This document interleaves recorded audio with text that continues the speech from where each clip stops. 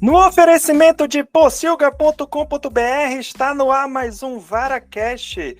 Meu nome é Ramon Prates e no primeiro VaraCast de 2024 vamos falar sobre os melhores filmes de 2023. Sim, uma das poucas tradições que temos aqui na Pocilga, o nosso querido Baconzitos de Ouro. Sim, ele chega à 8ª edição, pois é, uma das premiações mais importantes aí de Hollywood. E aí vamos comentar aqui sobre os melhores filmes antes aí de saírem os indicados do Oscar, já para ditar tendências aí. E esse ano tivemos um recorde, talvez, de votantes, tivemos 7 votantes. Infelizmente, tivemos aí a ausência de alguns tradicionais votantes que não participaram por motivos, cada um tem seu próprio motivo, assistiu poucos filmes, enfim, não estava a fim de fazer listas. E, não por acaso, esse ano tivemos aí na nossa lista, em vez de ter os tradicionais 10 filmes, tivemos apenas 8, pois é, estamos virando o Oscar, né, que normalmente, pela regra, pode ter até 10 filmes, mas esse ano somente 8 aí chegaram às finais. Mas antes da gente começar a apresentar aqui os filmes, infelizmente nosso CEO Xaropes não está aqui para fazer a tradicional explicação da lógica fuzzy que ele mesmo criou, que eu nunca sei como explicar tão bem, nunca vou saber explicar tão bem quanto ele, mas é basicamente dizer que nos nossos votos, a depender da posição que você coloque o filme, ele vai ter um peso maior ou menor. Então, se você coloca ele em primeiro lugar, ele vai ter 10 pontos, se você coloca ele em 10º, ele só ganha 1 ponto. Então, tem que ter uma malícia aí para você conseguir colocar seus filmes favoritos aqui na nossa lista de melhores. Então, deixa eu apresentar aqui quem está comigo hoje. Pela primeira vez, temos 2 estreantes aqui no Baconzitos de Ouro, então vou começar com ele. Estamos aqui com a equipe bem parecida com o que participa normalmente dos últimos reviews sobre séries. Nossos viciados em séries agora vão falar também sobre cinema. Então, começando com ele, Carlos Willo, dê seu olá. Olá, pessoal. Bom dia, boa tarde, boa noite aí, todo mundo. Estamos aqui, vamos em frente falar sobre esses filmes que animaram 2023. Pelo menos na opinião mesclada de todos nós, né? Pode ser que você tenha um hate, você comenta aí nas redes sociais do Possível. Muito bem, muito bem. Quem também está aqui estreando é ela, Elaine, dê seu olá. Olá, bom dia, boa tarde, boa noite, por enquanto. Tamo junto aí nessa Baconzitos de Ouro, que é a minha primeira participação. Obrigada aí pelo convite.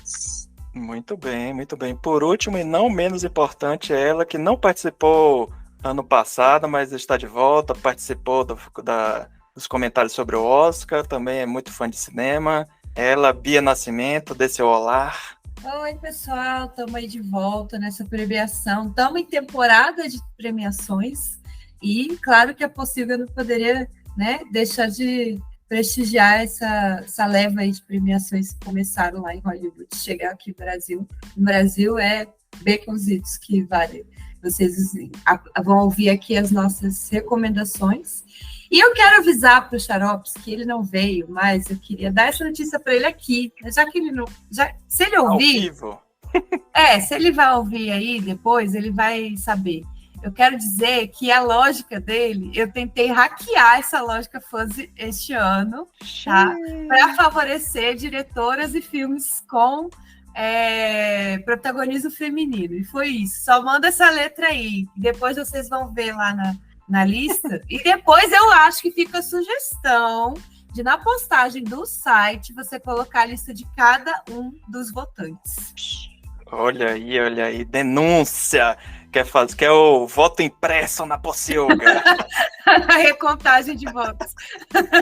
Eu estou acampada aqui, entendeu? Aguardando a recontagem dos votos.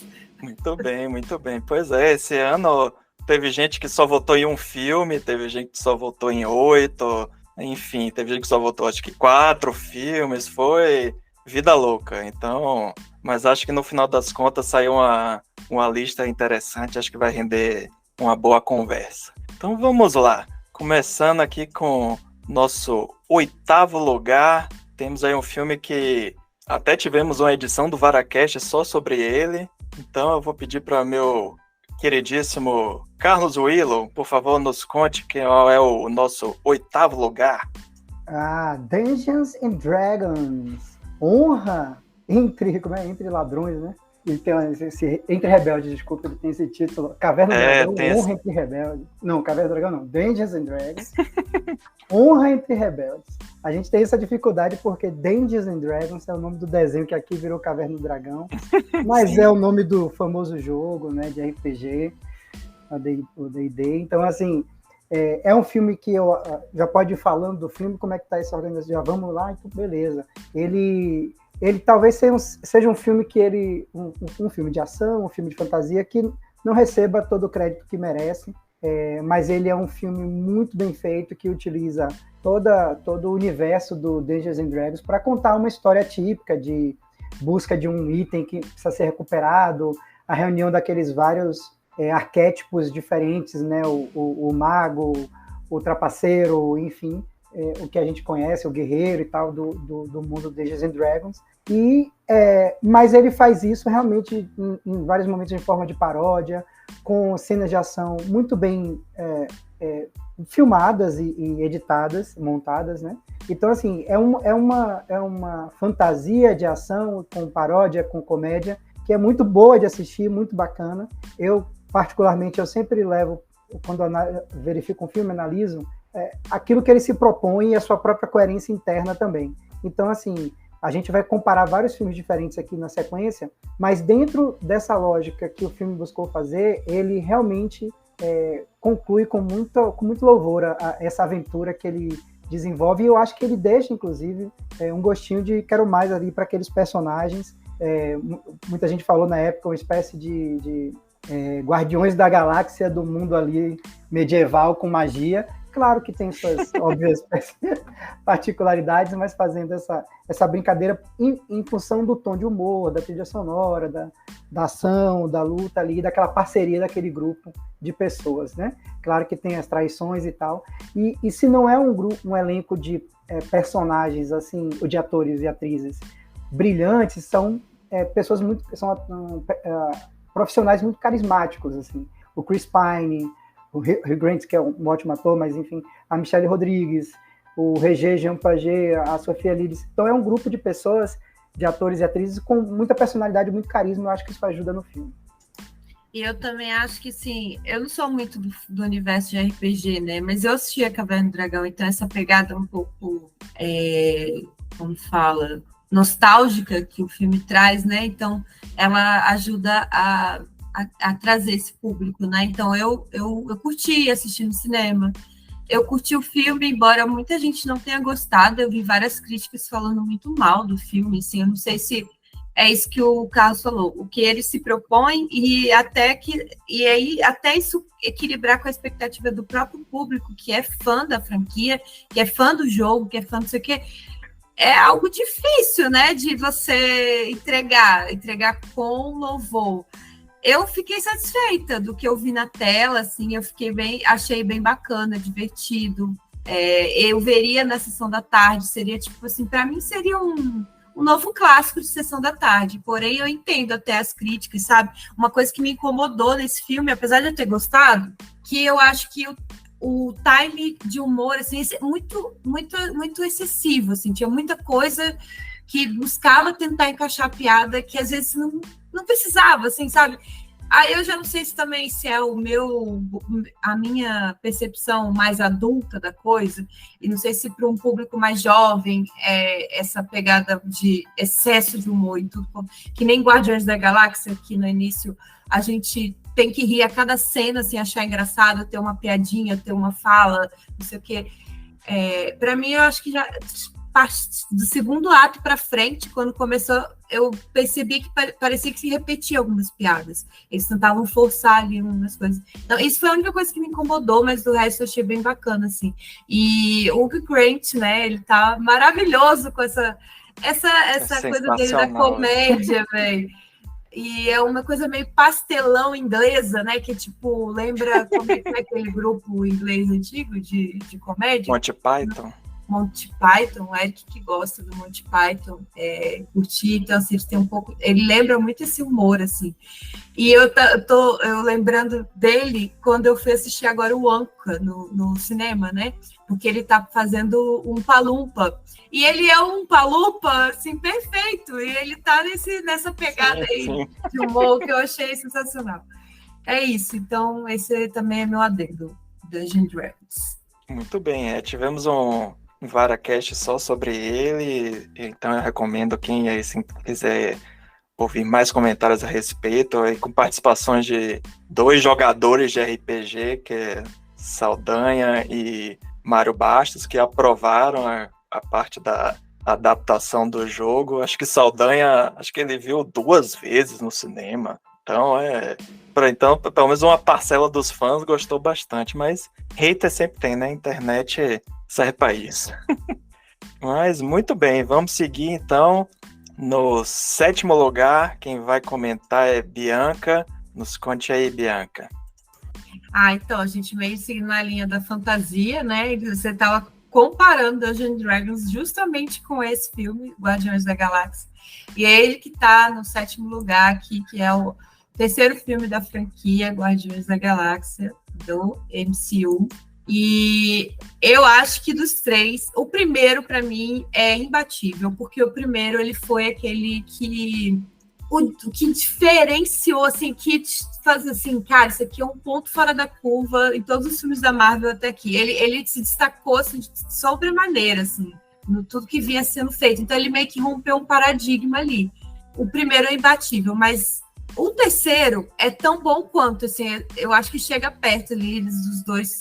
O terceiro fica bem próximo do primeiro, porque ele é algo muito difícil de fazer, que é pegar a história de um grupo de heróis e no terceiro filme você ainda conseguir fazer um filme bom, que você curte e que você não se entedia e que você dá um desfecho bem bacana para o desenvolvimento de cada personagem que foi feito até aqui, né? E que não se deu só nos filmes do próprio grupo, né? Teve desfechos que foram amarrados em outros filmes da Marvel. Então, eu acho que isso era tão complexo de fazer que só mesmo o James Gunn podia conseguir, né, entregar. E ele fez isso de forma emocionante, ele conectou com aquele especial de Natal, que para mim já foi super... Eu adoro filme de Natal, né? Então, o especial de Natal que eles fizeram foi tudo. Eles vieram com o pé na porta, principalmente nos efeitos visuais. Tem uma cena incrível de corredor, lógico, né? E toda assim, tipo, CGI, que você fala assim, caralho, como que fizeram isso? Tipo, é muito perfeita a cena. Então, tiveram momentos... Eu senti de novo aquela emoção Marvel no cinema com Guardiões 3 no ano passado, né? Foi o único filme que, sinceramente, assim, eu achei que eu senti aquela emoção de volta, de você ver as cenas na telona e, tipo assim, caramba, que é isso que tá acontecendo, sabe? Assim, tipo, meu Deus, se impactar.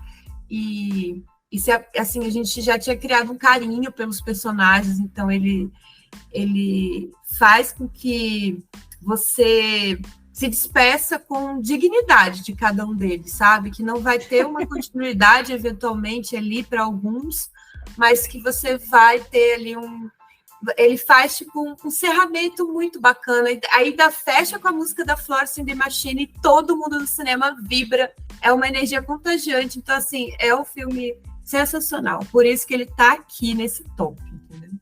Então assim, é um filme que eu também gostei bastante, foi bom ver, concordo com isso que você falou, tipo, de ver a emoção de filmes da Marvel, né, isso tava fazendo falta, né? Não teve filme da Bomba, mas tem filme da Marvel aqui no nosso top 8. E assim, mas eu confesso que eu gostei muito, para mim, o filme 5 Bacons, mas é um filme... Não entrou no meu top 10, quando quase, mas é um filme que, assim, eu percebo que eu consigo perceber que eu gostei mais dele por esse apego emocional dos personagens do que talvez pelo filme em si, mas o filme também é muito bom. Esses detalhes que você falou da parte técnica, tipo James Gunn sapateando aí na cara da galera que tem feito filmes de super-herói, que tipo mostra, dá pra você fazer um filme que mantenha, né, minimamente efeitos visuais, que tenha personagens cativantes, que a história tenha um início, meio e fim, né, que o que me incomoda muito tem os filmes da Marvel, que às vezes nem acabou o filme. Acho que o último mesmo, as Marvels, nem subiu os créditos, já tem a cena pós-créditos, antes dos créditos. Aí você fica tipo, pô, mas peraí, nem acabou o filme, você já tá querendo que eu pense em outro filme, aí você tira muito da história, e aí o James Gunn conseguiu fazer nos 3 filmes isso, né? Tipo assim, de ter uma história com início, meio e fim, que a cena escondida é só piada mesmo, pronto, não precisa ter aquela... vou apresentar aqui um boneco novo que vai aparecer em uma outra série que você não vai assistir, sabe? Tem essas coisas bizarras da Marvel, né? Uma consistência, uma né? coesão, isso. O que é mais desafiador foi que ele conseguiu desenvolver os personagens muito bem, assim. Sim, sim. Personagens novos para o universo, né, do cinema, que era pouquíssimo conhecido pelo mainstream da Marvel, vamos dizer assim, eles não eram tão conhecidos. E que você tornou eles super populares agora, né? Sim, o universo da Marvel tá fazendo isso, né? Tipo, pegando personagens aleatórios e alguns conseguem virar hits, outros, infelizmente, não, né? Mas, enfim, vamos seguir.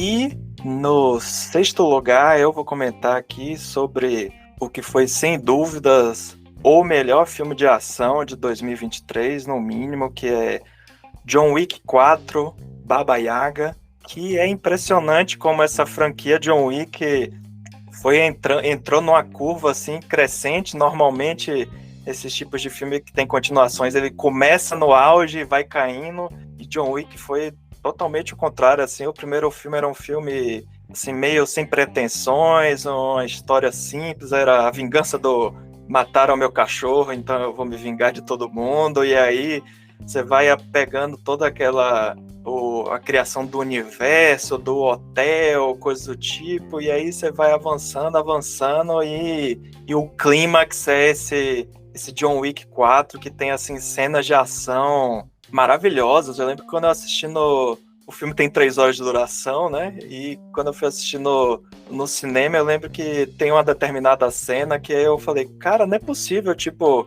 isso aí, o filme tá encaminhando pra conclusão, mas, tipo, falta 1 hora ainda pra acabar, o que vai acontecer nessa 1 hora? Aí eu pisquei e o filme acabou, porque essa última 1 hora, você, tipo, fica tiro, porrada e bomba, sobe escada, cai da escada, desvia de bala, é atropelado, tem lança-chama, o que você imaginar tem no filme. É um balé, assim, praticamente um musical da porrada, que é, assim, de tirar o fôlego. Você acaba o filme, você tá, tipo assim, cansado, que nem os personagens do filme, você dá aquele último suspiro de, nossa, acabou, porque, caralho, é muita coisa, sabe? E filmes de ação... Não, pode falar. Eu queria perguntar se a Elaine assistiu. Você assistiu, Elaine? Xiii, vamos ver. Comentário reverso. Porque eu achei assim, uma coisa que muitos filmes de ação, essas franquias conhecidas aí, eles costumam usar as locações como pano de fundo, assim, mas só para chamar atenção. Mas, o que eu achei que esse John Wick fez muito bem, com muita sagacidade, foi usar a locação Paris, velho, com uma engenhosidade. A cena da Sacré-Cœur, das escadarias, a cena do Arco do Triunfo. Então, assim, são coisas que você não vai esquecer.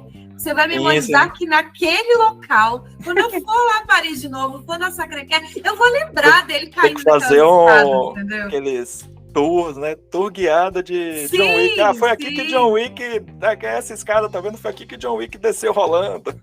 Isso pra mim eu acho que é memorável, que eu acho que ele faz com um grande exímio diretor desse filme, sinceramente, assim, usar a locação a favor, né? Eu confesso que eu acho que, inclusive, foi só por isso que eu terminei de assistir. Apesar de eu realmente gosto muito da franquia, assim, mas esse filme, olha, tanto é que eu assisti, se eu não me engano, em 2 ou 3 dias. Porque eu não conseguia terminar de assistir, mas eu acho que é uma coisa muito subjetiva mesmo, que eu já não tô mais tão nessa vibe do duro de matar, assim, aí é do tiro, porrada e bomba, né? Igual o Ramon falou. Eu já acho extremamente cansativo aquelas perseguições, apesar de, é inegável, né, que elas são engenhosíssimas. Para quem curte filme de ação e tá na pegada, eu acho que é o filme mesmo. Mas a locação ser em Paris, realmente, eu confesso que eu acho que foi o gancho para eu terminar de assistir o filme. Eu acho que é um filme que, às vezes, assim, quando você tá em casa assistindo, como ele é um pouco longo, então, se você não entra na atmosfera dele, na vibe, aí pode chegar assim, você não entrar no ritmo dele, aí tipo, você acaba dividindo ele em séries, aí quando você vou terminar de ver amanhã, aí você já não tá mais você já tá cansado, tipo, vai John Wick, mata logo todo mundo, essa desgraça. Então, acho que é um tipo de filme que você quando você assiste no cinema, você meio que é transportado para o universo, e aí você nem percebe o tempo passar. Às vezes você tá em casa, aí pisca uma notificação do celular, você pausa para olhar o que é, só não sei quem curtiu sua foto no Instagram, tem umas coisas assim que vai tirando nossa atenção aí. Mas eu entendo, é bem um filme de gênero, assim. Se você não gosta de filme de ação, não tem muito para que você assistir, não, senão você só vai passar raiva mesmo.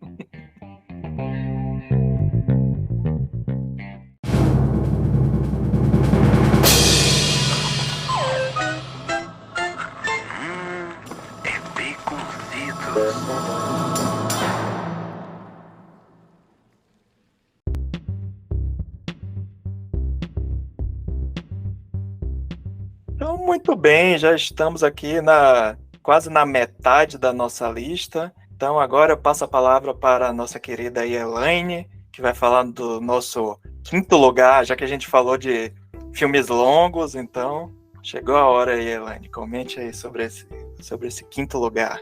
Muito bem, o quinto lugar da nossa lista aí no Baconzitos de Ouro é Assassinos da Lua das Flores, que é um filme aí dirigido por ninguém menos que Martin Scorsese, né? Inclusive foi por isso, eu não sei vocês, mas foi só por isso que eu quis assistir esse filme.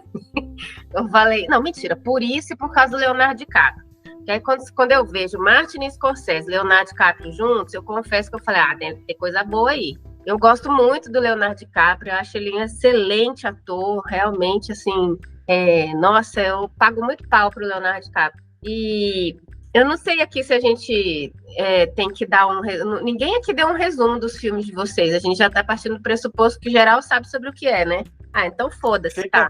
Fique à vontade, pode comentar sobre a história, pode fazer resumo, pode dizer por que tá aqui na lista, fique à vontade, não tem regra não, é sem regras. Ótimo, porque o que também me chamou muito a atenção, que no trailer, quando eu decidi ver, é que ele é baseado num livro-reportagem, o mesmo nome, de um jornalista, e aborda uma série de crimes raciais com a população indígena que acha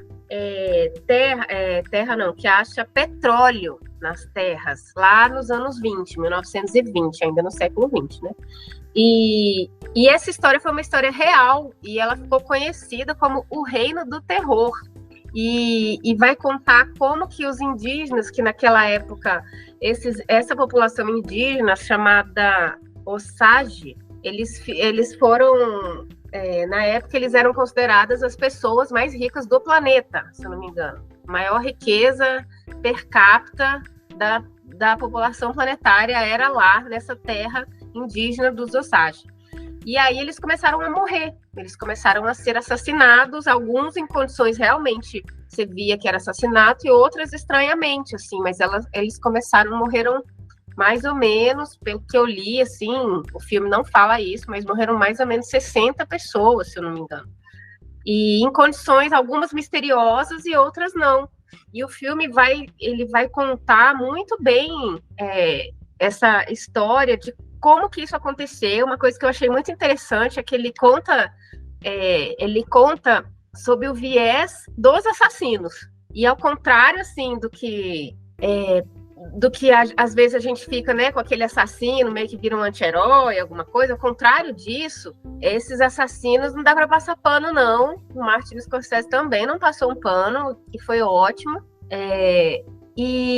E eu achei também interessantíssimo porque ele traz, apesar de não ser uma personagem principal, mas a gente vai acompanhar a história de uma indígena, o nome dela é Molly, e ela é por meio dela que a gente vai conhecendo como que aconteceram esses assassinatos, né? Não só com ela, com a família, não só com a família dela, como com a vilazinha ali dos Osage. Então, assim, um ponto que eu achei, né? Mas aí, como eu disse, eu acho muito subjetivo mesmo, que eu achei ruim no filme que ele tem 3 horas de duração também. 3 horas e meia aí.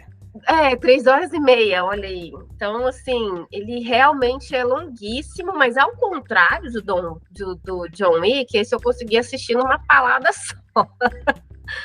Porque realmente ele vai conduzindo o espectador de uma forma muito interessante. Ele conduz o filme em atos, se eu não me engano, são 3 atos. E eu achei também isso muito... Um filme longo, né? Não é a primeira vez que eu vejo isso, eu acho, mas para um filme longo eu acho que é interessante, às vezes, você dividir como se fosse uma peça de teatro, né? Eu acho que isso, às vezes, dá um alento, assim, é longo, mas pelo menos eu vou entender cada ato e vai ficar tudo bem. Então é isso, assim, mais uma vez, assim, falando da atuação do Leonardo DiCaprio, realmente acho... Eu li em algum lugar que não sei se é exagero, né? A melhor atuação de Leonardo DiCaprio. Eu não vi todos os filmes do Leonardo DiCaprio, mas eu realmente achei a atuação dele sensacional. E eu acho que merece Oscar aí, mas quem sou eu na fila do pão, não é isso? Sim, esse filme é interessante que aí você falou, né? Que ele é adaptado de um livro. Não li o livro, mas pelo que eu vi é isso. O livro como você falou, né, fala sobre a investigação dos crimes. Então, pelo que eu li, quando o Scorsese foi fazer o filme, a ideia inicial seria adaptar o livro e mostrar essa só parte da investigação. Só que aí ele se deu conta que isso aí o filme ia ser mais um filme policial como qualquer outro, que não teria nenhum diferencial. Então, a ideia dele mostrar, né, o desenvolvimento dos personagens, principalmente no que seria a primeira metade do filme, né, que talvez mais ou menos isso aí a partir da segunda metade ou terceiro ato que começam mesmo as investigações. Então aí você já conhece os personagens, já conhece os costumes, né, dos Osages, e o Scorsese também foi inteligente nisso que você falou, né, tipo, ele deu o ponto de vista dos assassinos, do povo branco, mas ele não negligenciou o povo indígena, né? Então, assim, ele sabia que ele, do ponto de vista do homem branco, ele não ia poder chegar a contar a história do ponto de vista deles, porque ele não teria o lugar de fala, né? Tanto que tem a piada, entre aspas, no final do filme, quando o próprio Scorsese aparece fazendo uma ponta, né? Funciona como uma coisa assim de metalinguagem. Mas aí, por causa disso, nem por causa disso, ele não deixou de, tipo, escalou atores que são descendentes. O cara que fez a trilha sonora é um colaborador frequente dos filmes de Scorsese, que na verdade ele fazia mais a parte de produção musical, não compor a trilha. Mas aí esse cara, ele até infelizmente faleceu no ano passado, pouco depois de ter terminado o filme, e ele é também descendente não dos Osage, mas ele é também descendente dos povos indígenas. Então ele criou uma trilha que usa muitos recursos dos costumes e ao mesmo tempo criou algo original. Então é um filme que respeita muito essas tradições. E a atuação você falou do Leonardo DiCaprio, mas para mim o grande destaque é a Lily Gladstone, né, que faz a Molly, né, que você comentou, que ela aparece menos em cena, mas ela deixa a marca, assim, a atuação dela é muito forte, assim, porque ela passa, né, a questão do sofrimento, as coisas que ela passou e normalmente nos filmes escoceses as personagens femininas costumam ser a bússola moral, né? Os homens brancos estão lá cometendo assassinato, fazendo um monte de merda e normalmente as mulheres são as que dizem, man, não faça isso não, você tá fazendo merda, sabe? Então e ele faz também muito essa homenagem aos costumes dos Osage, aquela cena que até tem um uso de câmera lenta, que tem a dancinha lá deles, é muito bonita. Só para fechar, outra coisa que eu acho genial também isso que você falou de que eles eram o povo as pessoas mais ricas, né? E mesmo assim os brancos arrumavam formas de tomar esse dinheiro de volta, né? Eles não conseguiam gastar o dinheiro. Para gastar, eles tinham que dar satisfação no banco para um homem branco. Aí eles começam a botar os homens brancos para casarem com as mulheres do povo Osage, para poder, quando elas morrerem, o dinheiro ir para a família dos brancos.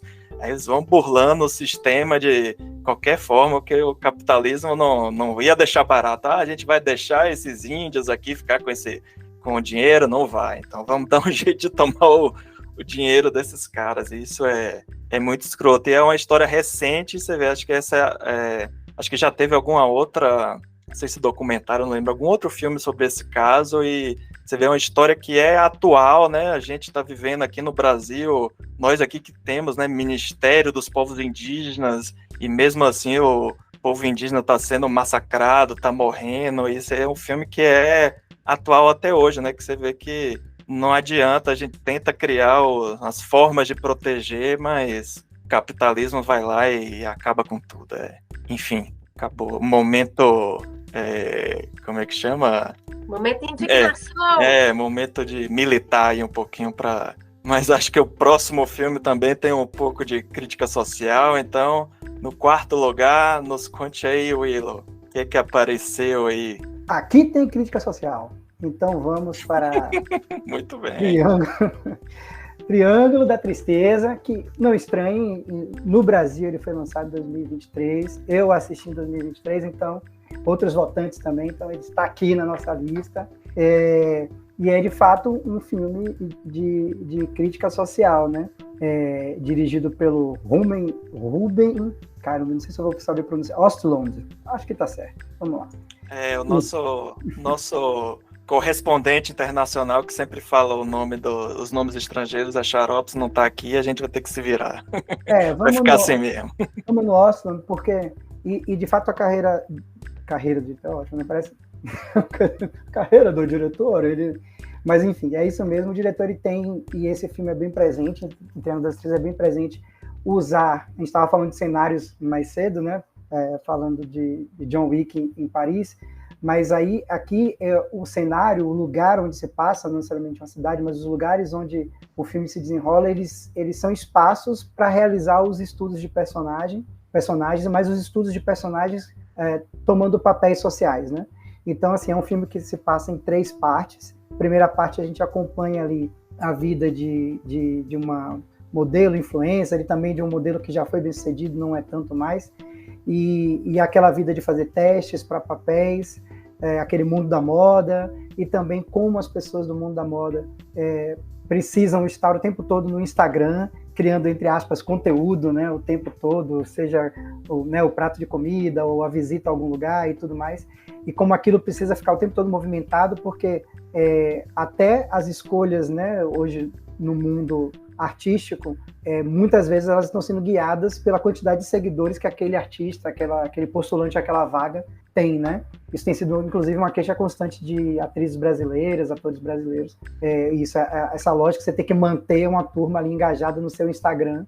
E, enfim, essa é a primeira parte, a primeira crítica, né? A gente segue esse casal e depois eles vão por um cruzeiro, e a terceira parte eu não vou contar aqui para não ter spoiler, mas são 3 partes sensacionais, assim, o coração do filme está ali na segunda parte que se passa no cruzeiro, mas a terceira parte ela desnuda tudo, vamos dizer assim. Virou um reality show, pelados em... Como é que é? Pelados na selva. Largados e pelados. Largados e pelados.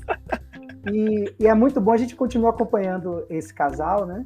Agora no cruzeiro, e eles estão lá sempre em lugares onde eles não necessariamente podem pagar por estarem naquele lugar, mas lá estão, dividindo esse espaço com a gente da classe alta e também as pessoas que trabalham naquele cruzeiro, né? E aí o diretor ele nos leva a passear por esse cruzeiro. Tem muitas coisas de direção bacanas aqui, porque o cruzeiro é uma espécie de hotel, parque de diversão em pleno mar, né? E ele está sujeito às intempéries do mar. E ele filma sempre... E é por isso que o filme, quase sempre, a câmera está virada, os personagens estão em posições bem diagonais, assim, para nos dar sempre essa sensação de que a gente não está em terra firme mesmo, assim, isso é muito legal. E esse desconforto termina numa cena completamente quase que termina, vamos dizer assim, numa cena completamente escatológica. E tanto essa cena aí no cruzeiro... Fale, Bia. É um belo do estudo de casos de intoxicação alimentar. Pois é. E é muito bom porque a gente está falando ali de uma realidade de classes diferentes estabelecidas naquele navio. E o que acontece ali no cruzeiro, aí eu não quero dar muito spoiler, mas isso vai depois ser colocado ao máximo no terceiro cenário que aparece no filme. Mas ali no cruzeiro, ele coloca a gente numa situação em que não faz diferença quanto dinheiro você tem, né? Depois desse estudo de intoxicação alimentar, ele vai culminando ali numa situação em que ali realmente não faz diferença quanto dinheiro você tem, você vai ter que passar por certas coisas que todo mundo passa. Então, ele é justamente essa lógica de despir no sentido metafórico, mas também real, pelas coisas que acontecem. Como ali você faz um estudo das diferenças de classe social e como as pessoas se posicionam, como as pessoas estão sempre, as de classe social mais alta, querendo se colocar acima de tudo e de todos, até que de repente uma situação que não tem como controlar passa por cima delas, assim. E aí culmina nesse terceiro ato, em que é uma boa análise de como a gente vive um falso discurso de meritocracia, porque quando todo mundo é colocado numa equiparação de mesmas condições, aí é que a gente vê que muita gente, né, por exemplo, alguém que é influencer do Instagram não vai conseguir ajudar em absolutamente nada numa situação de extrema necessidade. Vai lá, Bianca. Mas eu queria incluir aí no seu comentário sobre essa questão que essa parte do filme, ele me lembrou, ele tanto te coloca ele tanto subverte as questões éticas e morais, ele faz você refletir sobre isso, que me lembrou muito O Senhor das Moscas. É um filme antigo, eu vi na faculdade, isso era um estudo de caso quando eu estava estudando sobre ética, né? Então, quando você está colocado em condições... qualquer das condições que você vai testar seu nível de humanidade, porque você está quase beirando ali o instinto humano e o instinto animal, fica uma coisa assim tão flexível em determinadas circunstâncias que essa parte do filme me lembrou isso, tanto porque a própria Senhor das Músicas também se passa numa ilha e tal, não sei o quê, que eu pensei muito sobre isso. Então é isso, eles testam muito essa questão do tanto que você se apega até determinado ponto do filme, você se apega a alguns personagens, que tenta se apegar assim, esses daqui são os melhorzinhos, né? Poxa, tem que defender os pobres, os oprimidos, né? Então, não é tanto assim, né? Porque você chega lá naquelas condições, você vê que a questão da humanidade, da ética, ela não está muito associada, não necessariamente. Ele não só fica nessa questão da meritocracia, mas ele também te leva a refletir sobre isso, que a questão moral, nossa, não está muito associada a você ter ou não dinheiro, ou você ter ou não poder, né? Sim, sim. E aí acho que como curiosidade, um lado mais divertido, é um diálogo que tem entre um norte-americano socialista e um russo capitalista. Acho que Uma parte que tem uma... Enfim, Bêbados. Bêbados discutindo é algo extremamente divertido que acontece ali no filme diante de várias situações não tão legais, assim. Então, é um filme, cara, eu acho um filme muito, muito bom, de verdade, assim, porque ele, de fato, usa esses 3 lugares para analisar essas pessoas nesses papéis, analisar as diferenças de classe e também o comportamento humano, como a Bianca falou, né? Diante das circunstâncias, assim. Então, muita gente vai dizer, é muito explícito e tal, e não sei o que, assim, algumas coisas, mas eu acho que ela tem que ser mesmo, e o filme se propõe a fazer algo que seja verdadeiramente explícito, porque ele já está usando uma metáfora cinematográfica, né? Ele já está fazendo um filme, já colocou as pessoas dentro de um cruzeiro, vamos dizer, essa parte, e ela precisa e eu acho que ela quer ser explícita mesmo para demonstrar essas diferenças. Eu só queria comentar aqui que eu acho que O Triângulo da Tristeza foi um filme bem sucedido em levantar essas questões aí que vocês acabaram de falar, a questão da ética, né? A questão da estratificação social aí, o lance da consciência de classe. Eu acho que ele foi bem sucedido nisso e ele ao contrário do que aquele que não entrou na nossa lista, eu acho. Não entrou porque é desse ano, né? Não sei, que é o Saltburn. Ele é de 2023. Pronto, mas Saltburn não entrou na nossa lista, porque eu acho que geral ou não assistiu, então quem assistiu odiou, ou se não odiou, simplesmente, né? Ok. Eu odiei. Eu achei uma merda. Eu gostei. Bia, gostou? É pauta para outro programa. Mas termine sua comparação. Não, eu acho... bom, a sensação que eu tive com o Saltburn é justamente que eu achei que ele tentou chegar nesse nível de reflexão aí, que talvez o Triângulo da Tristeza tenha sido mais bem sucedido, e não conseguiu, assim, essa foi a sensação que eu tive do Saltburn, por isso que eu não votei em Saltburn, só assim, falando. Não, são filmes tem esse ponto em comum que seria crítica social, mas acho que o Saltburn é outra pegada, né? Acho que talvez o Triângulo da Tristeza tenha mais a ver com esse que a Bia citou, ou com Parasita, talvez, com o próprio Bacurau, talvez, assim, que mostra, acho que talvez, como o Willow falou, né, ele é mais extremo em algumas coisas para, tipo, dizer, cara, isso é tão óbvio, como é que vocês não enxergam isso? Acho que ele é mais didático, digamos assim, que ele mostra por A mais B, capitalismo, essa meritocracia, não sei o que, esqueça que no mundo real isso não existe. Então, fica aí a crítica social.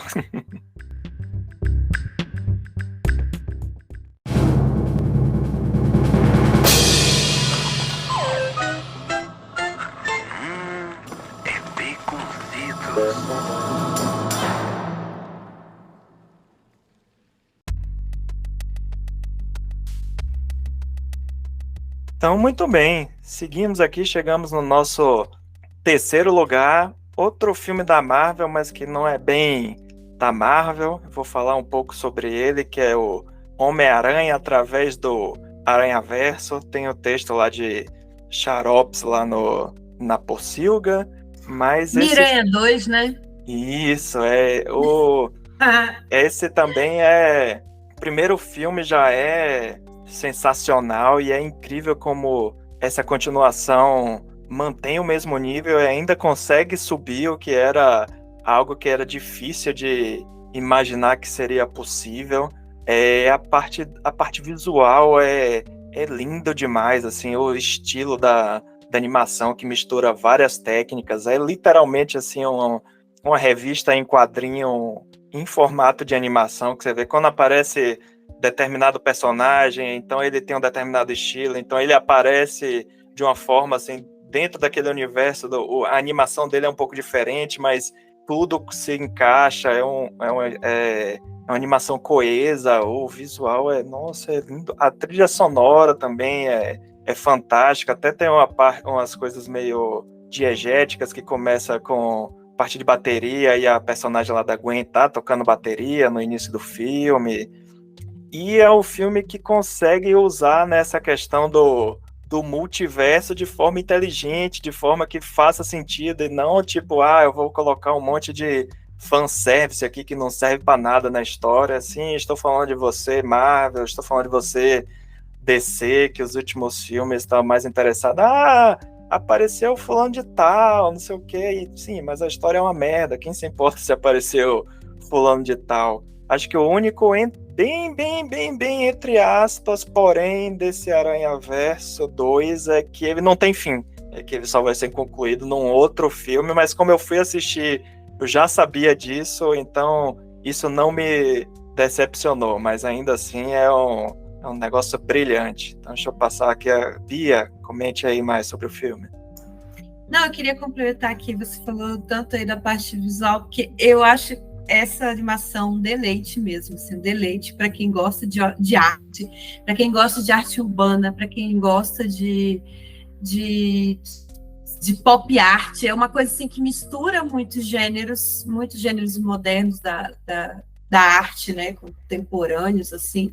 E eu acho que esse segundo filme, ele é o destaque maior dele, é que ele desenvolve a Gwen, né? A personagem feminina ganha um protagonismo muito bacana nesse multiverso, né, dos Miranhas, e eu achei sensacional a construção dessa personagem, todo o background dela, que eles conseguem desenvolver ali com muito, mesmo que o filme não tenha fim, que eu acho que esse é o problema grande dele.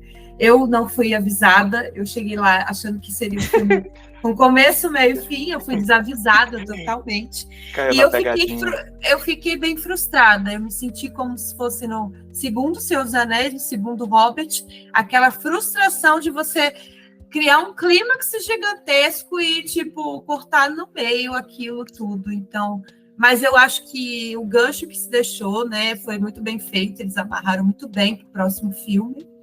Mas ficou essa sensação de corte muito seco, sabe? Eu acho que eu fiquei frustrada por isso, mas o filme é, sim, sensacional, genial, eu gosto do componente emocional, de todo o drama que eles colocam ali em torno e eles fazem isso é um filme de adolescente, né? De adolescente, mas com algumas questões bem adultas que eles precisam lidar, né? Então, eu acho isso interessante para essa nova geração. Eu acho que conversa bem com esses meninos aí, os Zens e os Alfas. Eu acho que é um filme que é geracional mesmo, e ele tem que ser, e ele tem tudo para ser clássico mesmo, essa leva aí do Homem-Aranha, do Aranhaverso. É só um detalhe que você falou aí desse protagonismo da Gwen, isso até foi importante você ter ressaltado, porque essa personagem ajudou também a mostrar o quanto sempre se associa, né, tipo, quadrinhos, coisas do tipo, a um universo masculinizado, né? Você vê que as personagens femininas são sempre com roupas coladas, com peitos gigantes, coisas do tipo. E quando essa personagem foi lançada, um quadrinho só dela, junto com a Arlequina, né, na DC, vendeu muito quadrinho, estava sempre nos mais vendidos nos Estados Unidos. Então mostra que, assim, que as mulheres, meninas também estão interessadas em se ver nos quadrinhos, e que faltava essa questão da... serem objetificadas, claro. E dessa questão da representatividade, ter uma personagem que assumisse o protagonismo e que fosse retratada de forma digna, né, e não de forma estereotipada. Então isso foi um marco aí dos últimos anos nos quadrinhos, junto aí com a Arlequina. Pode falar, Willa, comente aí o que você quer acrescentar sobre o filme. Eu também quero dizer que eu fui desavisado, assim, para que o filme não acabaria ali. E aí ele vai seguindo para o final, e eu vou dando a sensação, mas espera aí, como é que eles vão fechar aqui a história? Já tá, né? Você vai sacando que tá para acabar, e você diz, mas como é que vai fechar essa história aqui? Vai acabar o tempo, vamos dizer assim, né? E aí mostra que tem uma continuação, mas ainda assim o clima de tensão que eles vão construindo para chegar nesse final que não acaba é muito, muito interessante, assim, como eles vão mostrando, e é aquela coisa de cinema mesmo, de você achar que tá vendo uma coisa, um lugar, e você tá vendo outro, tipo assim, é lógica de montagem de cinema mesmo, assim, muito. Com isso eu não estou querendo dizer que a animação não é cinema, mas mostrar o quanto ele é cinema, assim, nesse sentido, né? E apesar de ter várias cenas fantásticas, eu queria destacar uma, né? Tem toda aquela cena longa da fuga, que é muito sensacional e tal, mas eu gosto especificamente de uma cena com a Gwen, que vocês estão citando, que ela tá andando e ela faz um giro, assim, que ela tá caminhando e ela vai ficando de cabeça para baixo e a tela vai girando com ela, e eles estão conversando ali sobre os dramas e os dilemas deles. Nossa, eu já voltei para ver só esse trecho várias vezes, porque eu acho lindo, eu acho de uma compreensão poética do estado dos personagens e também de como funciona aquele giro ali da cena, eles conversando ali no topo de um prédio, e é uma pontinha assim, né, do prédio, né, aquelas marquises, aquela ponta de marquise para fora assim, que ela dá aquela girada assim, caminhando.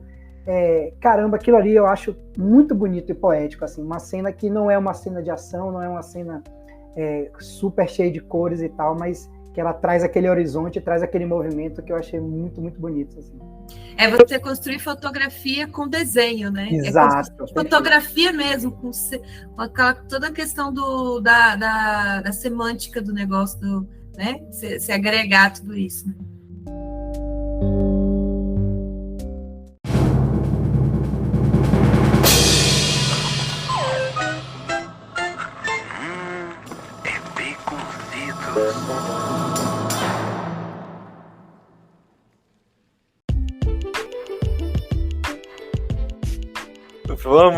Vamos seguir. Nós estamos chegando perto do final. E nosso vice aqui, temos um filme nacional. Quem vai falar sobre ele é Bianca. Nos conte aí quem está em segundo lugar no nosso Baconzitos de Ouro.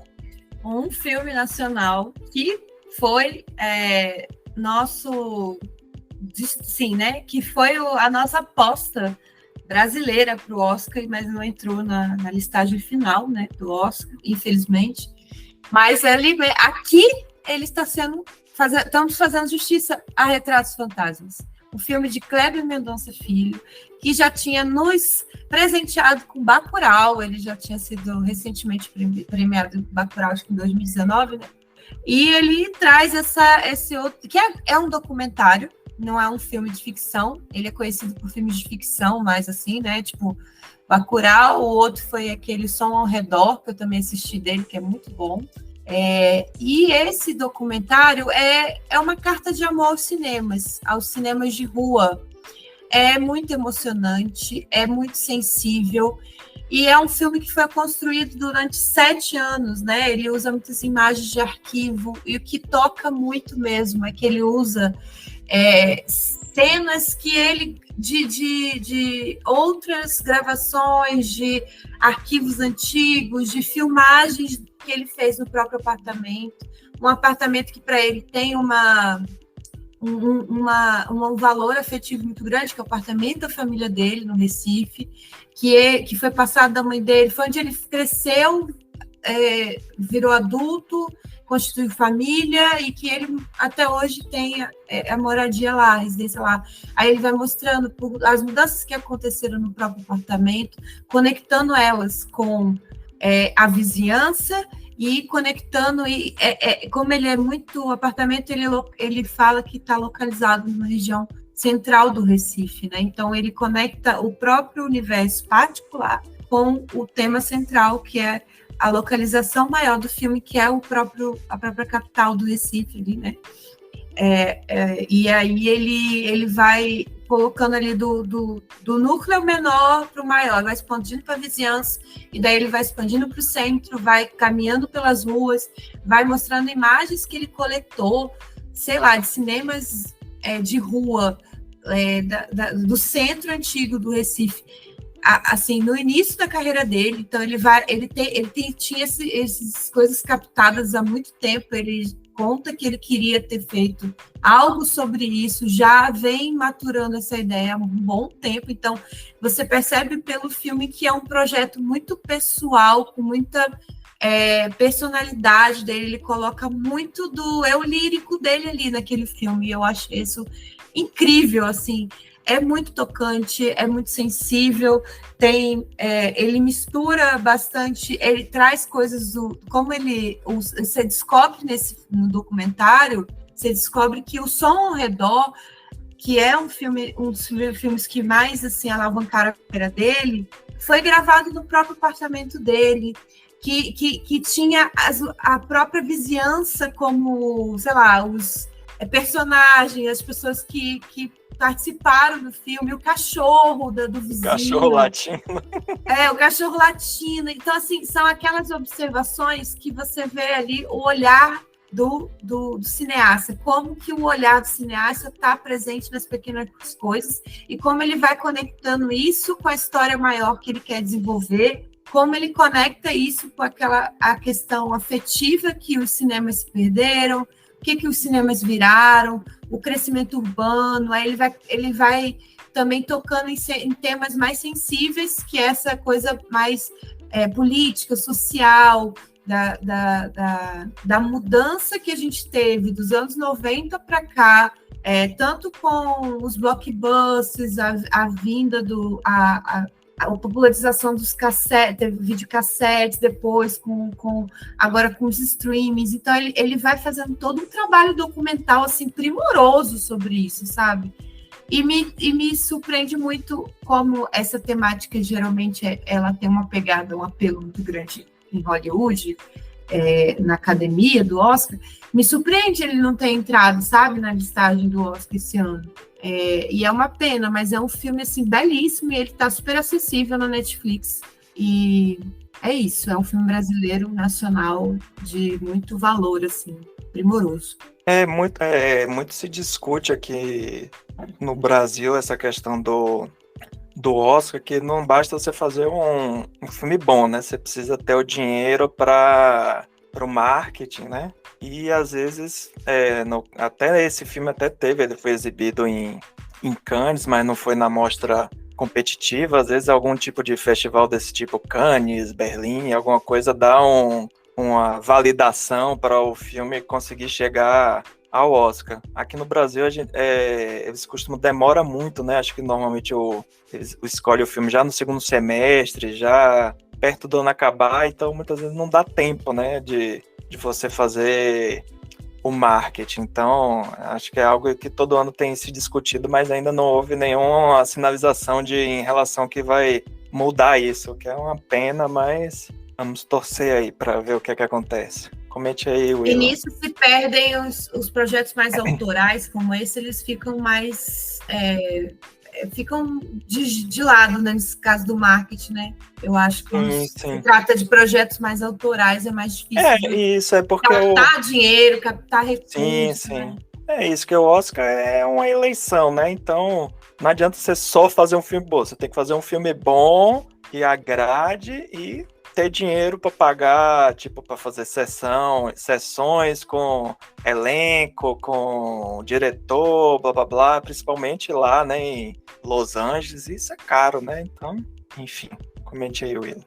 Quero continuar enaltecendo o filme, complementando o que vocês estão trazendo, porque é um filme também sobre o lugar, eu fiz uma interpretação meio boneca-russa desse filme, tem uma coisa sempre dentro da outra, mas é assim, o Kleber Mendonça Filho, ele gosta, eu interpreto os filmes dele assim, Aquários também, que é um outro filme excelente, que os lugares são personagens, sabe, assim, então nesse também ele traz, como a Bianca falou, primeiro o apartamento dele, como esse personagem não é só um espaço, ele interage, o apartamento dele interage com o vizinho, que é a casa vizinha, e depois ele vai para o Recife Velho, e lá no Recife Velho ele vai para os cinemas, e esses lugares falam no filme, né?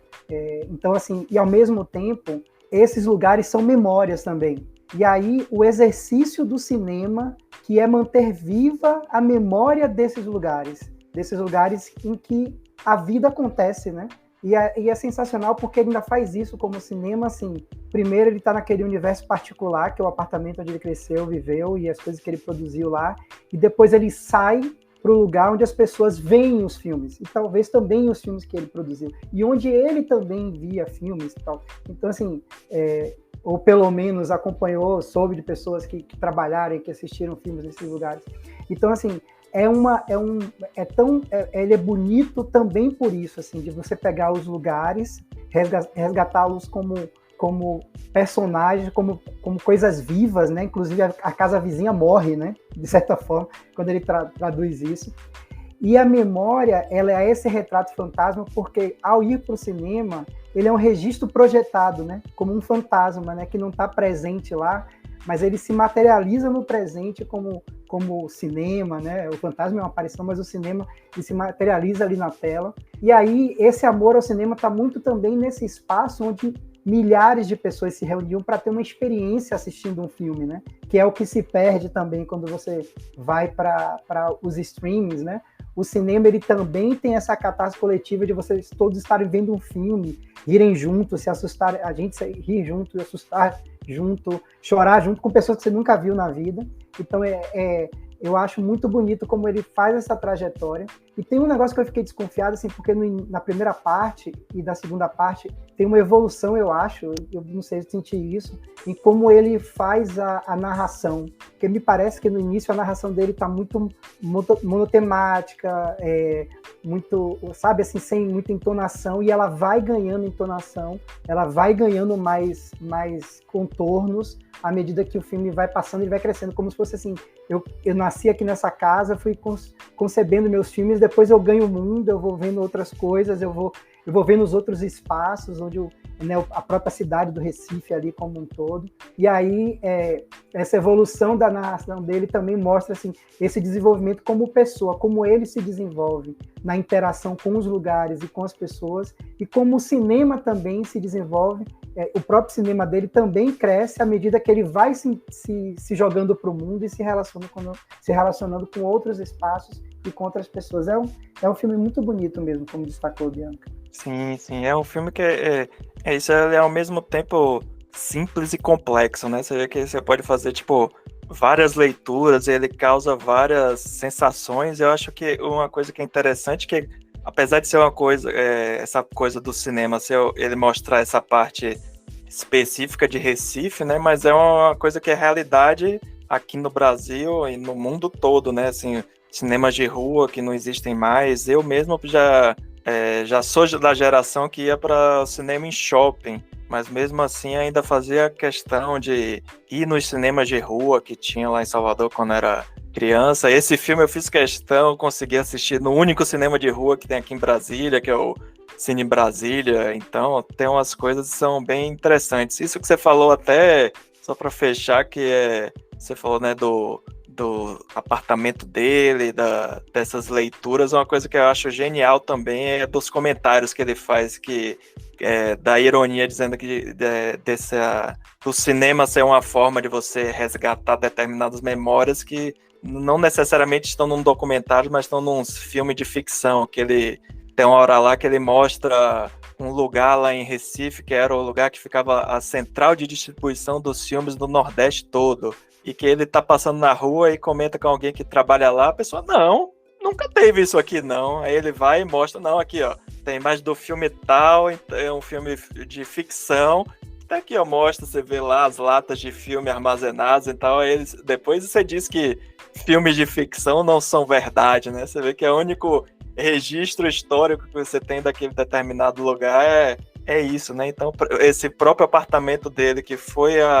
serviu de palco, né, para o filme O Som ao Redor, pode ser que, como é um prédio antigo, pode ser que daqui a, sei lá, 10 anos o prédio seja vendido, alguma coisa assim, aí implode, constrói outro prédio maior e tal, mas você vai ter lá o resgate dessa memória, né? Tem até um outro filme que é desse ano, que não é muito bom, mas vale citar por essa referência também, que é o Babilônia, do David Chazelle, que é do mesmo diretor lá de La La Land, que tem uma hora que tem uma mulher que é crítica, que é jornalista, e tá conversando com o personagem de Brad Pitt, que é um ator, e aí ela comenta algo desse tipo, né? Ah, eu sou só, tipo, um jornalista e tal, daqui a alguns anos ninguém vai lembrar de mim, mas você que, tipo, estrelou diversos filmes, vai passar 100, 200 anos e tá lá a sua imagem registrada num filme e vai ficar para sempre, né? Então isso é interessante.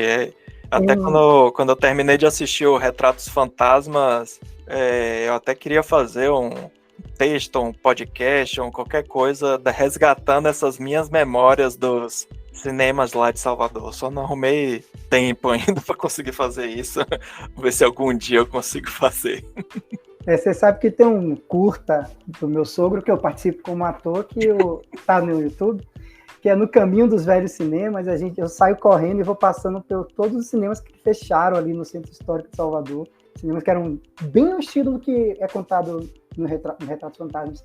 Aquele mesmo estilo, assim, os cinemas que ficavam numa parte da cidade que era o centro da cidade, mas o centro financeiro se desloca e com isso aquele lugar vai se torna outra coisa sem dinheiro, né? Ele vai financeiramente perecendo, né?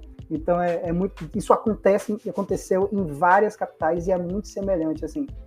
E só para citar uma cena que é logo do início, se bem que não tem muita coisa de spoiler, mas que eu acho que retrata bem o que ele fala, mas está logo lá no início, é quando ele ouve o latido do cachorro, que é da casa vizinha. Ele vai, mas o cachorro morreu, de onde está vindo? A pessoa está vendo um filme no qual o cachorro late. Então, cara, eu esqueci, né? Isso é Bilu, esqueci o nome do cachorro agora. Bilu é o ET, pô. O ET, né? O Milo, não sei qual é o nome do cachorro. Ele diz assim, pô, ele virou fantasma, porque assim, é uma situação, cara, o cachorro morreu e eu tô ouvindo... Mas ele tá eternizado, porque ele faz todos os filmes do Kleber. Sim, ele é memória viva ali no filme, né? Então, assim, realmente é muito bacana. Acho que assim, só para finalizar, eu lembrei de mais uma coisa que é importante também, é que eu acho que ele faz questão de dizer que isso que a Bia falou, né, da evolução que veio o videocassete, depois DVD, streaming, acho que o que ele fala que é importante, assim, que uma coisa não anule a outra. Não é porque existe o streaming que você vai deixar de ir no cinema, que são coisas, assim, que são complementares, são experiências diferentes. Então, assim, obviamente eu conheço muita gente primeiro que o cinema é um negócio caro, né? Ainda mais comparado com o preço dos streams, já começa por aí. Aí tem outra coisa que às vezes tem muitas vezes você chega no cinema, tem gente mexendo no celular, conversando, e às vezes falta também esse respeito que tem entre viver em sociedade, né? Entre os seres humanos. Mas é até a própria fórmula do streaming, né, de como ele foi construído, de tipo, você pagar uma mensalidade e ter direito a assistir qualquer coisa, ele tá se provando aí que não é viável a longo prazo, né? Então tem vários HBO e afins já estão aí se reestruturando, porque o cinema é um negócio que dá mais dinheiro, velho, não tem para onde correr. A Disney mesmo esse ano quebrou a cara por causa disso, né? Porque principalmente filmes infantis, que a família vai lá, tipo, vai a mãe, o pai, os filhos, tipo, vai dar R$100 pra ver o desenho da Disney. Pra que eu vou fazer isso daqui a 1-2 meses? O negócio tá aqui no streaming e a criança vai assistir 10 vezes em casa, é muito melhor pra criança. Então, se eles no longo prazo não repensarem nisso, não vai dar ruim, porque a bolha vai estourar.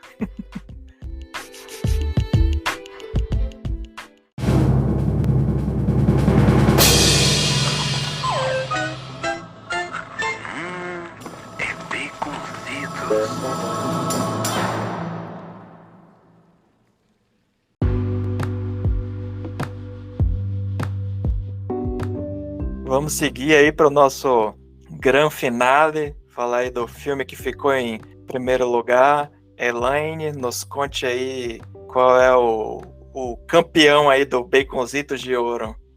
Muito bem, o nosso campeão, graças a Bia. Ou campeã, né? Ou campeãs, né? É nada mais. Ai, que gracinha, ela trouxe uma Barbie. Exatamente, gente. Então, o nosso filme campeão aí do Baconzitos de Ouro é nada mais, nada menos que o filme Barbie, que é assim, olha, Barbie com Oscar agora, gente, a Bia... Olha, spoiler, tá prevendo o futuro. Também acho que Barbie deveria ganhar vários Oscars, né? É um filme sensacional, né, gente? Eu acho que esse filme derrubou uma caralhada de macho escroto e muito esquerdomacho também. Eu acho que sucumbiu a Barbie, assim, no fim das contas, porque é um filme que incomodou, e eu acho que isso foi o que eu mais gostei de Barbie, porque ele incomodou pra caralho. Um filme protagonizado por mulheres, dirigido, né, roteirizado por mulheres. É um filme que ele vai contar essa história. E engraçado que eu me lembro que quando estava rolando o frisson de vai rolar Barbie, vai sair Barbie, e eu perguntei aqui no nosso grupo, né? Eu falei, gente, qual é esse frisson de Barbie? Por que tá todo mundo querendo assistir? E as pessoas querem assistir esse negócio, não é filme de boneca? Eu falei, porra, que merda é essa, Barbie? E aí alguém falou, acho que foi a Bia, né? E vocês também falaram. Eu falei, não, velho, mas é justamente para ele vem trazer aí uma crítica importante em vários aspectos, né? Barbie tem críticas profundas, é como se fosse uma cebola, né? Ele traz críticas em várias camadas, assim. Então, só essa parte da Barbilândia, né? Ser um lugar onde as Barbies vivem felizes, onde elas ocupam posições de poder, onde elas escolhem, né, quem elas vão ser, e elas têm voz, e essa narrativa e onde o Ken é um simples, não vou nem dizer coadjuvante, né? Ele é só um chaveirinho ali, um acessóriozinho, né? Ele é só um Ken, ele é só um Ken. Ele é só um Ken, e isso eu acho que incomodou muito, e eu ainda achei muito curioso esse incômodo todo, porque eu falei, nossa, imagina se as roteiristas tivessem deixado para o Ken o que as mulheres vivem hoje no patriarcado, porque lá na Barbilândia, os Kens, eles ainda assim, apesar de serem acessórios e um coadjuvantezinho ali, que, né, tava ali para amparar, dar um apoiozinho para Barbie, imagina se eles sofressem preconceitos, né, como a gente sofre, se eles tivessem os salários mais baixos, se eles não conseguissem alcançar posições de poder por causa dessa merda, desse teto de vidro, né? Então, assim, eu falei, né, os roteiristas ainda foram super legais, assim, né? Tipo, elas realmente idealizaram um matriarcado, talvez utópico mesmo, porque meu filho, se eu fosse instituir um matriarcado hoje, não ia sobrar muito pouco homem, vou te dizer. Que eu ia começar... Eu ia comprar pinto sobre pinto, né, Elaine? Eu ia começar a fazer Cortem as cabeças. Eu ia fazer degola, eu ia fazer pintola, entendeu? Que eu ia começar a fazer uma guilhotina de pinto, assim, entendeu? Eu achei essa Barbilândia, assim, eu achei sensacional. O discurso de uma da moça que controla a Barbie, né? No fim das contas, quando ela está na Barbilândia, eu esqueci o nome da atriz, me perdoe, mas o discurso dela é um discurso, assim, que eu não sei outras mulheres, não sei Bia, mas eu, para variar, né? Eu não sou muita referência, mas eu choro, né? Eu chorei, assim, chorei mesmo, sabe aquelas lágrimas, assim, que simplesmente vão escorrendo, porque aquele discurso é um puta desabafo. Aquele discurso eu tenho vontade, assim, de dizer ele pelo menos uma vez por semana, assim, o mínimo, uma vez por semana, assim. Então, achei que ele dá voz mesmo ao que todas nós, e eu acho que todas nós, sem exceção, por mais patriarcais que sejam, né, várias mulheres, eu acho que no fundo, ele traz esse grito, assim, de desabafo. Paguei muito pau para Margot Robbie, que achei que ela levou o filme, assim, maravilhosamente bem mesmo, assim, assim, a cena em que ela se encontra com a Bárbara, né, que foi a filha do dono da Mattel, que deu nome à Barbie, e elas têm aquele diálogo curtinho e tudo, me emocionou muito mesmo, assim, e é isso, assim, agradeço profundamente a Bia, que me lembrou, assim, olha, vota sim, vota lá, porque vamos apoiar, porque Barbie é sobre isso, é sobre mulheres apoiando mulheres, é sobre essa sororidade que ela precisa e passou da hora de existir, e que eu acho que a gente tem mesmo, principalmente as mulheres, com a ajuda dos dos brothers aí que estão aí nesse caminho da desconstrução. Eu acho que a gente tem que incentivar e fomentar mesmo esse andar de mãos dadas em busca do matriarcado, tô brincando, em busca de igualdade de gênero. É isso. Eu queria só acrescentar que o discurso memorável do filme é feito pela personagem Glória, que é da atriz América Ferreira. É uma atriz latina e ela ficou conhecida por Betty a Feia, né? Ela fez muitos anos essa série, que foi uma série realmente também que tentou ali desconstruir algumas coisas relacionadas a esse universo feminino, ao machismo e tudo, porque a personagem em si já era uma puta crítica, né? Tipo, poxa, Betty a Feia, uma secretária que, porque, sei lá, você tá com óculos, você tá gordinha, você tá com uma roupa, era considerada uma mulher feia, sabe? Então, enfim, ela essa atriz, ela sim já é uma referência, uma baita referência. E eu queria lembrar que a gente está gravando aqui no meados de janeiro, acabou de ter o Critics' Choice Awards e ela foi premiada, né?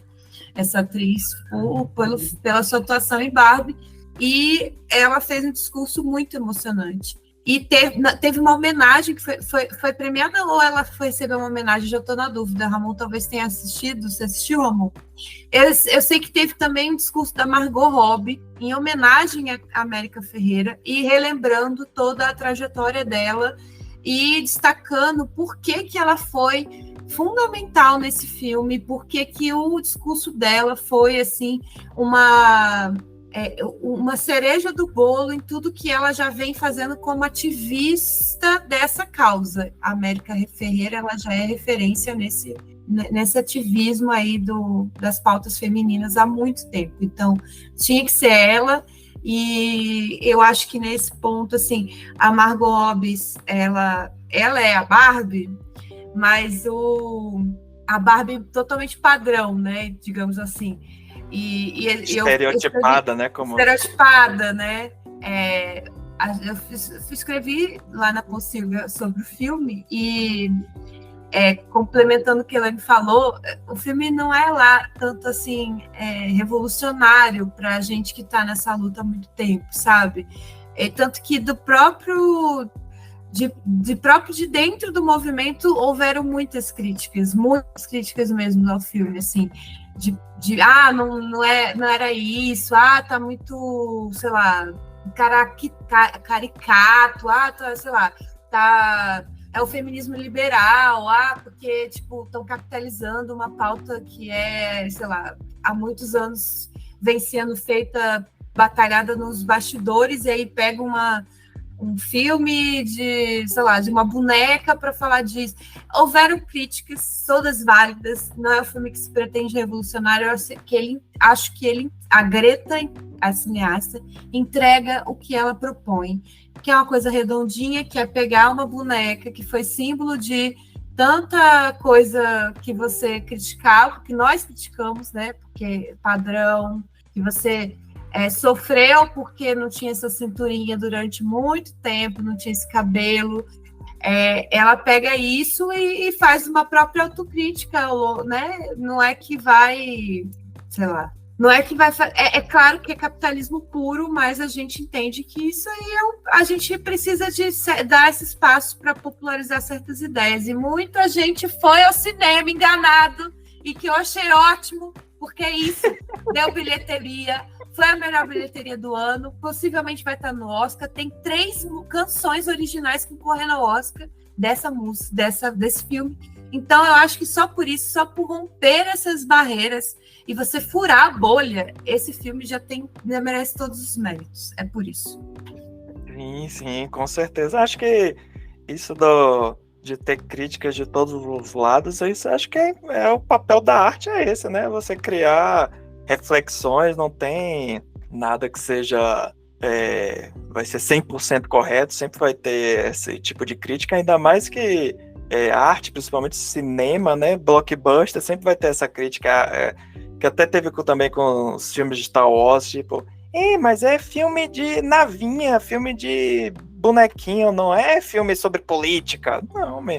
Não é porque é um filme da Barbie que ela não pode, ao mesmo tempo, a Mattel usar o filme como um meia-culpa, né? De dizer, né, estereotipada, mas compre aqui minhas bonecas, sabe? Tipo, a grande genialidade da Greta é isso, ela conseguir arrecadar financiamento para fazer o filme que ela queria, que faz crítica, faz homenagem à boneca, e a arte é isso, né? Não é porque tá homenageando a boneca que não vai deixar de fazer crítica. E, pô, isso aí, só dela ter conseguido fazer isso e ainda o negócio se tornar a maior bilheteria, né, desse ano, chupa Disney, né? Então, só isso já é maravilhoso. Mas comente aí, Willow. Só para primeiro, só não, que eu vou falar mais coisas. Olha aí, informação, momento de informação. Não, porque a América Ferreira realmente recebeu um prêmio honorário, né, chamado See Her, né? See Her em inglês. E foi justamente pela atuação dela, pela contribuição dela, né, no tema da igualdade de gênero, equidade de gênero na indústria do entretenimento, e foi entregue pela Margot Robbie. Então, assim, de fato foi muito especial, porque ela tem essa atuação, né, como a Bianca já trouxe. Um outro aspecto que eu queria trazer foi porque, né, do lado dos homens, vamos dizer assim, teve muito discurso de que seria um filme anti-homem. Começou a ter essa loucura, não vou As chamar mulheres vão começar a matar os homens, né? Meu Deus, né? Quem poderia imaginar? Essa histeria masculina, não sei se é falta de sexo desse pessoal aí, mas teve essa histeria masculina aí, que o mundo ia acabar para os homens, as mulheres iam começar a matar os homens. E acho que Bia falou um pouco isso, não, desculpa, Bia não, Elaine falou isso, que o filme ele é muito sensível com os homens. Ao contrário, claro que você está imaginando uma situação onde as mulheres mandam, porque é uma realidade do brinquedo Barbie. A realidade do brinquedo Barbie é, né, que uma boneca que ela tem, por exemplo, atualmente, várias profissões, várias roupas, são meninas que brincam. O Ken é um acessório da Barbie. Esse é o brinquedo. O Ken não é um personagem. O Ken só existe por causa da Barbie. Esse é o brinquedo. E o filme, ele dá um novo lugar ao Ken. E a Barbie trata o Ken, os Kens, com um carinho enorme, com um discurso acolhedor, e inclusive importante, porque essa ideia do homem de que ele só existe se a mulher olha para ela, isso depois se transforma na ideia de que, pronto, eu conquistei essa mulher é minha. E aí vira o lugar da mulher como posse do homem, que gera tanta violência contra a mulher. E a gente está atingindo recordes infelizes de assassinato de mulheres, de feminicídio, inclusive no Brasil, inclusive com armas legais, inclusive com CACs que receberam armas nesse período todo, puderam comprar legalmente essas armas todas.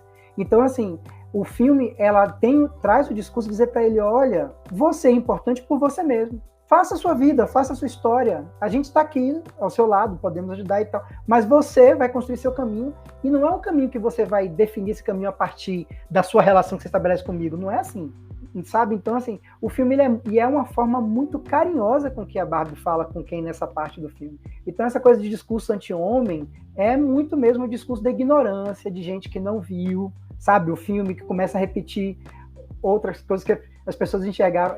Eu acompanho um grupo de críticos, vou trazer a metáfora de futebol, de críticos de futebol, que eles veem a galera, os torcedores, fazendo várias críticas malucas e dizem assim, só pode ser gente que viu o jogo com a TV desligada. E parece que é isso. Essas pessoas não assistiram o filme da Barbie ou estavam no cinema com a tela desligada, porque não viram o filme.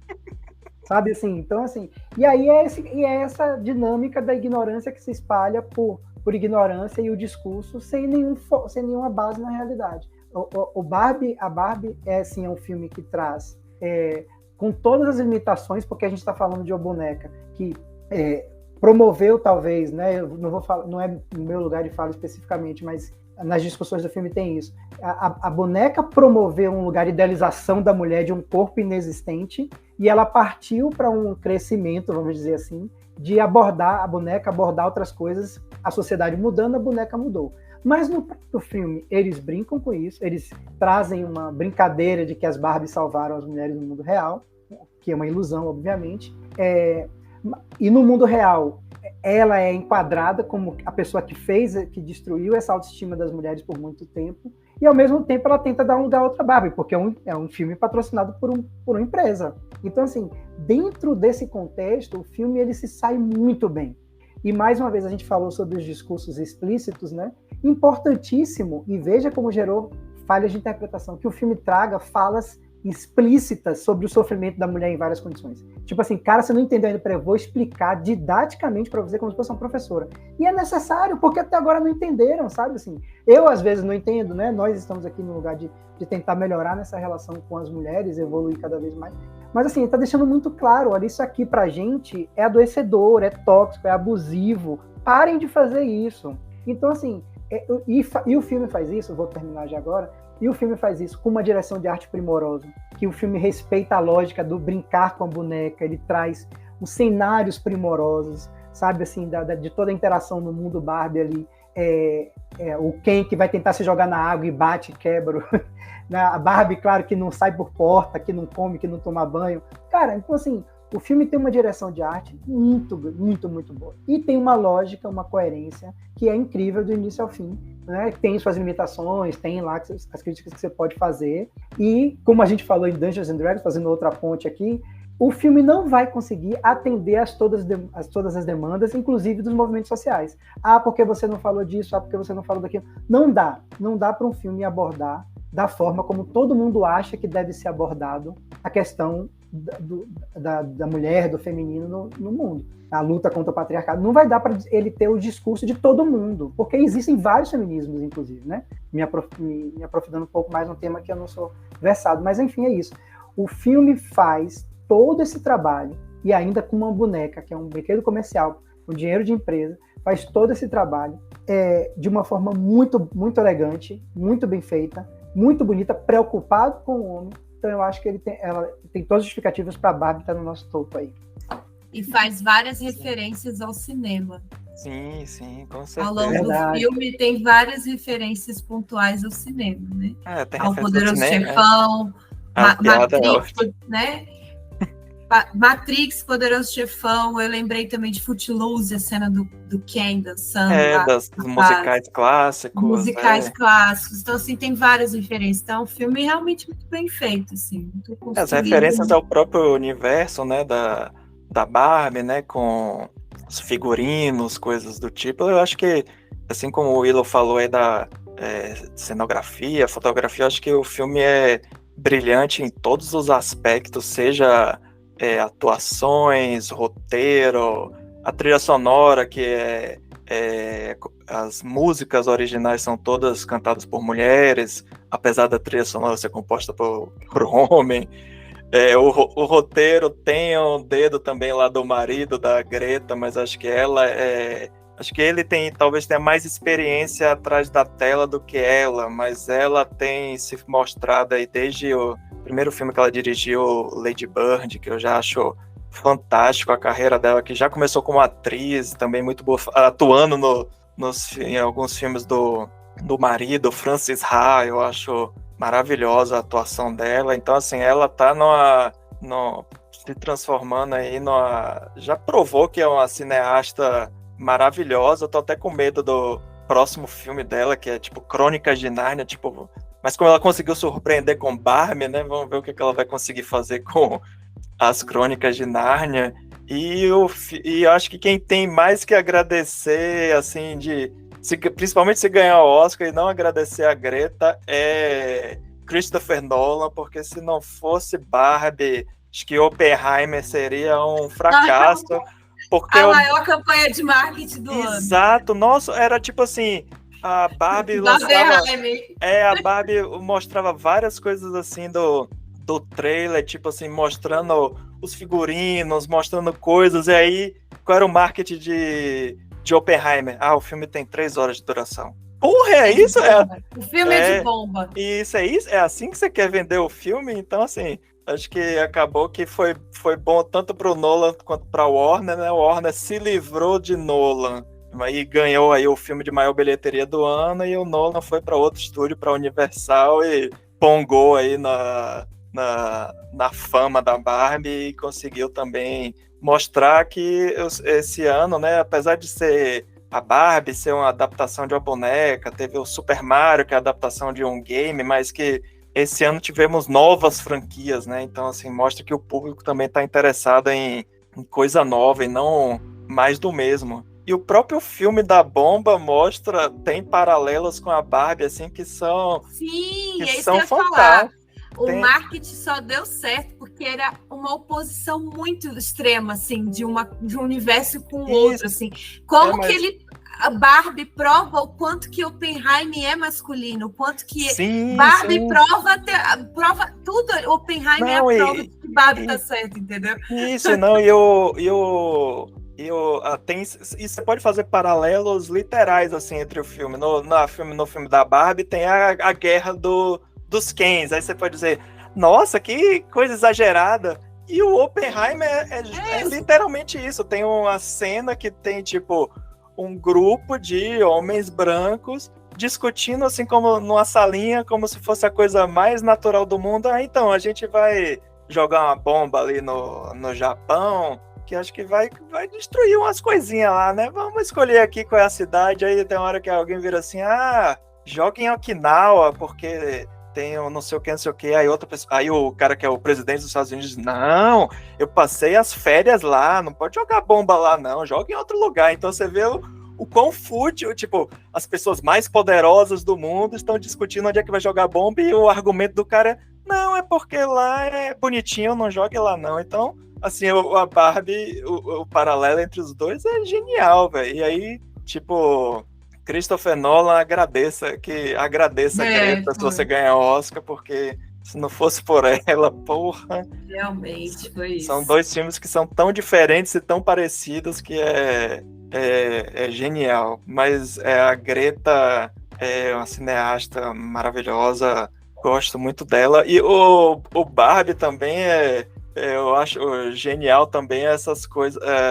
A diferença dos mundos, né? Quando elas chegam no mundo real, que quem percebe, tipo, nossa, aqui as mulheres olham pra mim, nossa, aqui eu sou diferente, rapaz. Ou o contrário, a Barbie, nossa, por que os homens estão olhando assim de uma forma estranha pra mim? Nossa, são coisas que são tão óbvias e que ainda acaba o filme, ainda tem gente que não, vai matar, os homens vão ser mortos pelas mulheres. Tá certo. Barbie tá aí para coroar nosso baconzitos de ouro com chave de ouro, literalmente. Sem dúvidas. A Pocilga deveria distribuir os baconzitos para a gente ficar comendo aqui durante Olha aí. Vamos entrar em contato com a Elma Chips para patrocinar o nosso Boa, porque evento. Dura horas e a gente fica com fome, né, Lani? Bem lembrado. Por isso que eu tava comendo meu pãozinho aí no início. Porque é pão e circo. A gente precisa comer para poder ter cultura também, né? Exatamente. Como é que vai falar sem estar com a barriga vazia? Não dá.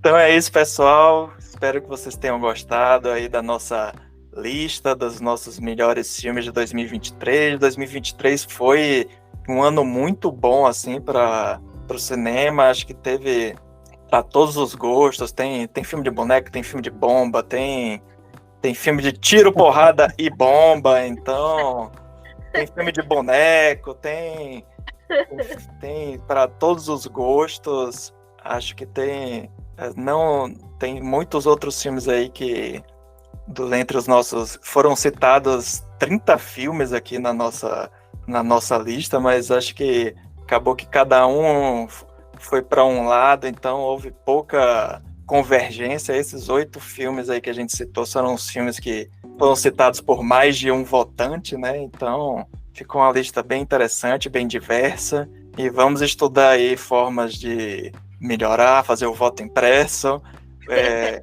Vocês aí não esqueçam de anotar os filmes, que também chega aí no final, chega no final do ano, não lembra dos filmes que assistiu, então por aí fica difícil, só lembra dos últimos 5 filmes que eu assisti, são 5 melhores filmes que eu vi esse ano, então pra gente... Só registrar aqui, que voto impresso se a gente tiver no Brasil, se a gente for gravar nos Estados Unidos, tem que pedir o voto digital, porque é invertido. Exatamente. Boa, bem O lembrado. certo é invertido, entendeu? É a lógica inversa, né? Então é isso, pessoal. Até o próximo programa. Um abraço. A gente Tchau. se vê no Oscar. Sim, sim. Um Não. abraço. Falou, Vou internauta. correr atrás de filmes aí para chegar no Oscar. Bora ver os filmes do Oscar, gente. Um beijo. Tchau. Beijo. Tchau, beijo. Tchau.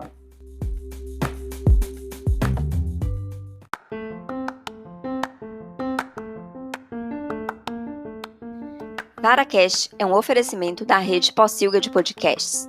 O nosso site é o pocilga.com.br. Nossas redes sociais, Twitter, Instagram e Facebook estão como ThePocilga, THE Pocilga. Nosso e-mail é o contato@pocilga.com.br. Ouça também nossos outros podcasts como Suco de Umbives e o Radiola Torresmo Drops. Por último, e não menos importante, não se assustem e tenham calma. Vara está para porcos, assim como a alcatéia está para lobos.